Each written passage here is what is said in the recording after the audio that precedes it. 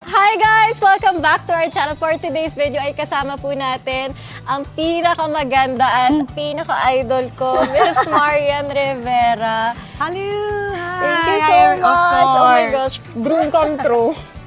Kanina pa ako kinakabahan kasi Oo nga, bakit ka ba kinakabahan kasi? ever since, idol na idol kita. From Marimar, lahat Ayun naman yan. pala. Pinapanood ko araw-araw. Ano lang nakatrabaho ko. Oo nga, nainggit nga ako sa kanya kahit yung taping niya, sabi ko sama ako. Tapos nakasama ako once, nakapagpa-picture ako. Ah, talaga? Bagets-bagets pa. Oh, kita mo nga naman. So si Moana ang magtatanong ng questions at sila nagkatrabaho na sila dati. Ako, as a fangirl lang ako. First question. What's your favorite role you've played and why? Alam mo, palagi akong tinatanong kung ano yung paborito kong nagampanan. Ang palagi kong sagot dyan, parang halos lahat gusto ko talaga. Pero si Marimar kasi nagbigay sa akin ng break sa maraming pintong nagbukas. So, Marimar ako dyan. Marimar. Oh my gosh, araw-araw ako nagpupuyat dyan. Oo, tapos iyak, lahat ng mga emotions. Ako naman, batang Quiapo. Kasi parang na-experience ko yung action. Kasi more on drama. Drama. Eh, hindi Mas po maganda ako... rin ang action. Okay din ang action. Yes, Darna. Darna! Parang di ka naman kumakain. Parang Ano po nag-o-open ka na yung nag-o-open.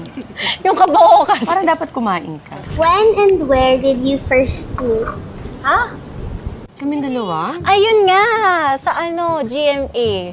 Saan? Sa dressing room.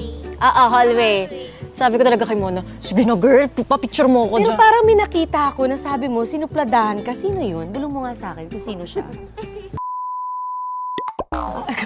Papulong pa lang ako, pero hinabi niya. Ganon. Ano yan? Para maging strong daw yung personality mo. Okay lang yan to experience na mga ganon. Diba? Hindi siya kumakain, guys, Ito na po, nakakabayan ako. Eto na.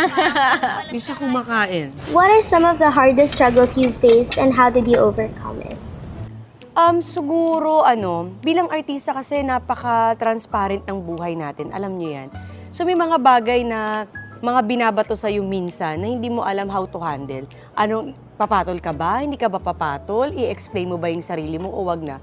Pero alam mo, habang nagtatagal, na-realize ko na, ito palang dapat ginagawa. Kasi napaka-transparent kong tao eh. Parang what you see is what you get. Pag galit ako, galit ako. Pag masaya ako, masaya ako. So, pag sa showbiz pala, hindi pwedeng ganun. Hindi pwedeng transparent ka. Kasi alam nila kung paano kanila, alam mo yun, sasaktan. Pero ako in case ko kasi parang matapang na yung personality ko, kaya pinipili ko talaga yung gagawin kong laban. Pero dati hindi. Lahat pinapatulan ko. Kasi totoo ka eh. Lahat talaga pinapatulan ko. Pero sabi ko, after ko magkaanak, shucks, ang laki ng binago sa akin ng motherhood. Gagawin ko pa ba? Parang sayang naman yung effort ko para patulan pa kita. Sa anak ko na lang i-effort ko, di ba? Yun lang naman. Palagi ko sinasabi yan sa mga nakakatrabaho ko. Minsan nagpapa-advise sila sa akin, ano ginagawa mo? Parang di ka pumapatol sa ganito, ganyan. Sabi ko lang talaga, tapos pinatulan mo sinong talo. Pero minsan talaga, alam mo yan, gusto mo talagang pumatol. Di ba? Talaga, gaganon ka talaga eh. So ikaw, ano naman yung sa'yo? Ako kasi pag may nakakaaway ako, talagang Inaaway mo din? hindi ko pinapatulan, pero ayoko makita. Pero nakapag-away ka na ba ng literal? Hindi ako ma-verbal na tao, nasisigawan ko. So nakikipagsuntukan ka, gano'n? Paano? Paano ka makipag-away? Physical ba lang? Hindi po, sasabihin ko sa kanya, hindi kita gusto, hindi ko gusto yung ugali mo. Oh. Tapos, so very transparent ka din.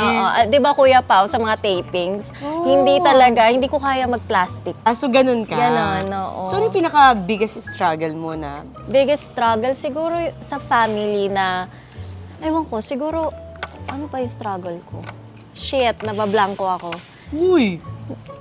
Struggle, siguro yun sa family na, gusto ko kasi sila lagi napapasaya at isa-isa silang mabigyan ng dream house nila. So, Talaga? oo. Ang bait mo naman. Mm-mm. Kaya Family magiging talaga. blessed ka palalo. Yung dream house ko din. Oh my gosh, kapatid pala kita.